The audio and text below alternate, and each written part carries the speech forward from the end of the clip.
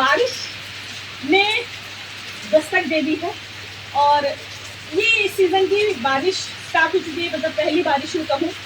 3 दिन से लगातार बारिश हो रही है, लेकिन शुरुआत के दिनों की बारिश में हमें बिल्कुल नहीं नहाना चाहिए, क्योंकि जो धूल मिट्टी के कण होते हैं वो नीचे गिरते हैं, तो वो बॉडी के लिए अच्छे नहीं होते। बट बारिश में नहाना क्यों ज़रूरी है, मैं आपको बताती हूँ। सबसे पहली बात, ये हमारा क्राउन चक्र होता है, हमारा हेड। हम अपनी लाइफ में, डे टू डे लाइफ में बहुत कुछ झेलते हैं, बहुत सारी चीज़ों को हम एब्जॉर्ब करते हैं। हमें कई बार बहुत ज़्यादा एंजाइटी होती है, बहुत ज़्यादा हमें स्ट्रेस होता है। तो जैसे ही बारिश की बूंदें हमारे क्राउन चक्र को टच करती है ना, हमारे को आप देख पा रहे हो, जैसे जैसे ये नीचे जाती है, हमारा क्राउन चक्र हील होता है और हमें इस स्ट्रेस और एंजाइटी से हमें फ्रीडम मिलती है। तो जितने लोग, जिनको हम सब में होंगे भाई, सबको कुछ ना कुछ टेंशन होगी, तो आप बारिश की बूंदों में जरा खड़े होकर देखिए, मज़ा आ जाएगा आपको।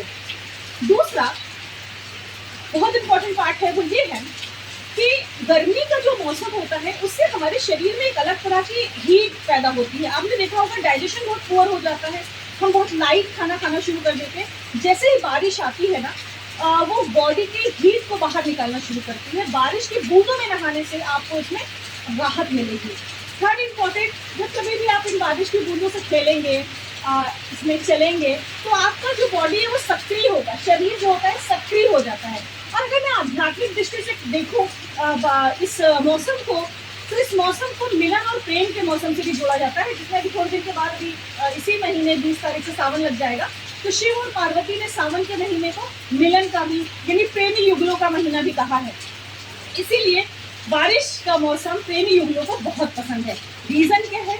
अट्रैक्शन आता है, हीलिंग होती है, और कहीं ना कहीं एक जो मार्मिक और आत्मीय संबंध होता है वो बहुत ज़्यादा प्रगाढ़ हो जाता है। तो उम्मीद है आपके भी इलाके में, आपके भी एरिया में बारिश हो रही होगी, और अगर हो रही है तो घर में बैठ के सिर्फ चाय पकौड़े मत खाओ भाई, बाहर निकलो और बारिश को एंजॉय करो लाइक मी।